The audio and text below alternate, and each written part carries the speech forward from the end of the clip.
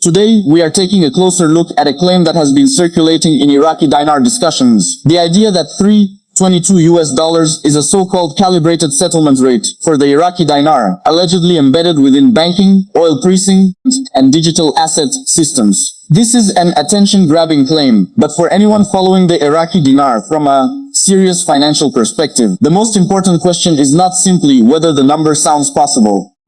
The real question is whether there is verifiable evidence from the Central Bank of Iraq, the Iraqi government, the International Monetary Fund, or another recognized financial institution confirming that $3.22 per dinar is an operational or official settlement rate. At this point, that distinction is extremely important.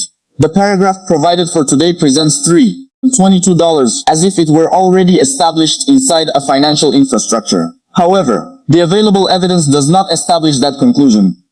The $3.22 figure appears in recent dinar-related online commentary, including a post dated the 17th of August, 2026, but that material describes itself as coming from back channels, rather than providing an official CBI document, IMF announcement, government decree, or published banking system confirmation. There is also an important issue with the reference to Section 10,505 of the Clarity Act. Section 10,505 does deal with tokenization of securities, but its subject is the regulatory treatment and study of tokenized securities. The available legislative text describes tokenization as creating a digital representation of rights or interests in an asset and directs the relevant U.S.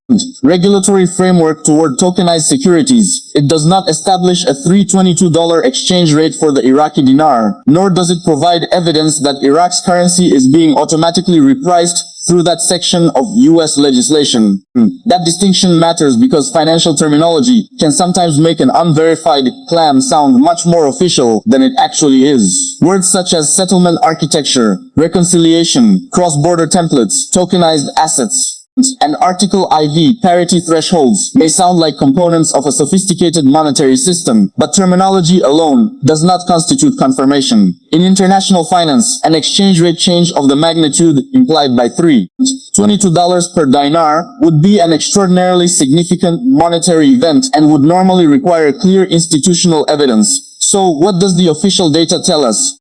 The Central Bank of Iraq currently publishes exchange rate information on its official website, and the CBI's displayed US dollar rate is around 1,310 Iraqi dinars per dollar in the latest available information. That is fundamentally different from a rate of $3.22 for one dinar. At $3.22 per dinar, one Iraqi dinar would be worth more than $3, implying a dramatic appreciation compared with the current official framework. The International Monetary Fund also provides useful context.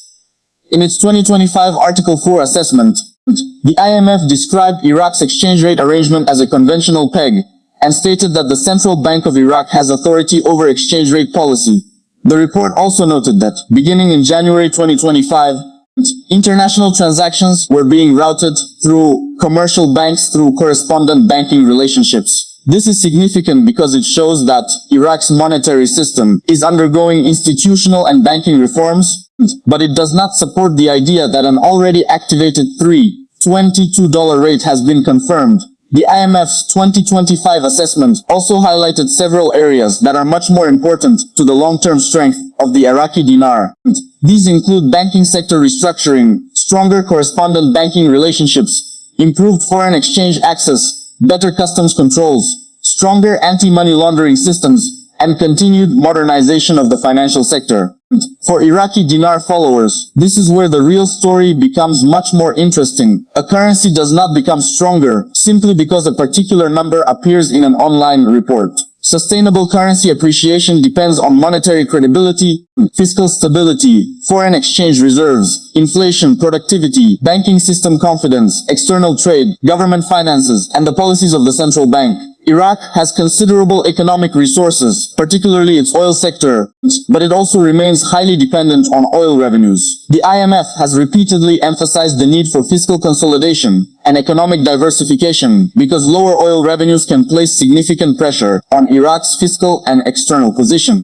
This is why the concept of a calibrated settlement rate should be treated carefully. In a genuine settlement system, rates are supported by actual contracts, accounting rules, clearing arrangements, liquidity, and recognized counterparties. If a $3.22 rate truly existed across CBI contingency contracts, international oil pricing templates, and interbank settlement systems, there should eventually be documentary evidence, official implementation notices, banking disclosures, or market data capable of independently confirming it. Until that happens, the responsible approach is to classify the 322 figure as an unverified claim, rather than an established Iraqi dinar rate. Now, let's consider what this would mean if Iraq were ever to make a major currency adjustment in the future. In the short term, a significant appreciation of the dinar could have powerful effects on import prices, government finances, businesses, and household purchasing power.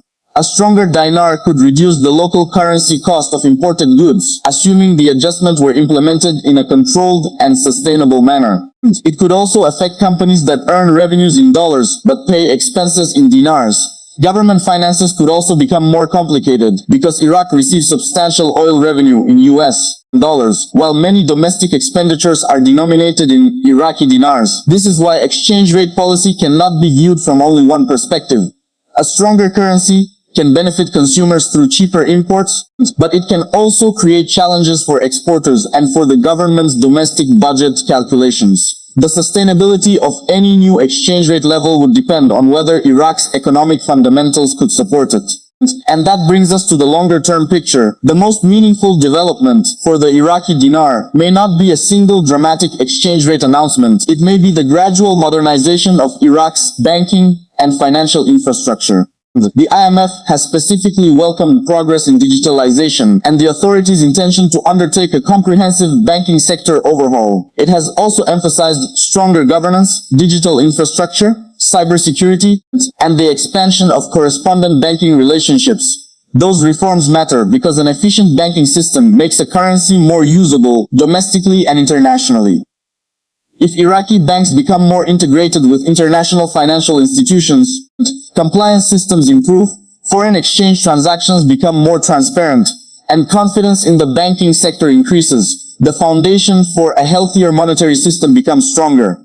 There is another important point concerning gold-backed or asset-backed language. Claims that the Iraqi dinar is being recalibrated against gold should not automatically be interpreted as evidence of a gold-backed currency. A country can hold gold reserves, use gold as part of its reserve management strategy, or discuss asset-backed financial structures without formally linking every unit of its currency to a fixed quantity of gold. A genuine change toward a formal gold-backed monetary system would require clear legal and institutional documentation. For viewers following the Iraqi dinar, the best strategy is therefore to separate three different categories: confirmed information, economic interpretation, and speculation. Confirmed information comes from institutions such as the CBI, Iraqi government agencies, the IMF, and recognized financial market disclosures. Economic interpretation involves analyzing what those facts could mean for the currency. Speculation is where unverified claims about future rates, hidden contracts, private settlements, or imminent revaluations enter the discussion. The $3.22 claim currently belongs in that third category, unless and until credible evidence moves it into the first. That does not mean viewers should ignore the story. On the contrary, it is worth watching because monetary reform in Iraq is a continuing process, and changes to banking infrastructure, foreign exchange procedures, fiscal policy, oil revenues, and international financial relationships can all influence the future environment for the dinar. But responsible analysis requires patience. If Iraq eventually announces a major exchange rate adjustment, the most important confirmation would come directly from the Central Bank of Iraq and the Iraqi government. The market would then need to absorb the new rate, banks would need to implement it, accounting systems would need to adjust, and economic consequences would become visible through actual transactions. A genuine monetary change would therefore be much larger than a number appearing in an online post. For the short term, Iraqi dinar followers should focus on official CBI exchange rate announcements, banking sector reforms, foreign exchange policy, oil revenues, government budget developments, inflation, and the relationship between official and parallel market rates. These indicators provide a far stronger foundation for understanding the dinar than unsupported claims about a predetermined rate. For the long term, Iraq's ability to diversify beyond oil, strengthen public finances, modernize state-owned banks, expand private sector activity, and maintain confidence in the financial system will be critical. The IMF has emphasized precisely these structural issues as important to Iraq's economic stability and growth prospects. So, the bottom line is straightforward. The $3.22 figure is being discussed as a supposed calibrated settlement rate, but there is currently no credible public evidence establishing it as an official Iraqi dinar exchange rate, or confirming that Section 10,505 of the Clarity Act creates such a rate. The actual monetary framework remains under the authority of Iraq's central banking system, while international institutions continue to focus on banking reform, fiscal sustainability, financial integration, and economic diversification. That is the responsible way to look at this development. Watch the claim, investigate the evidence, but do not confuse speculation with confirmation. If new official information emerges from the Central Bank of Iraq, the Iraqi government, or international financial institutions, that information will be far more important than any unverified number circulating online. Thank you for watching Iraqi Dinar News. Make sure to subscribe and stay connected for responsible, factual, and carefully analyzed Iraqi dinar and Iraq economic updates. As always, this content is provided for informational and educational purposes only and should not be considered financial advice or a recommendation to buy, sell, or hold any currency.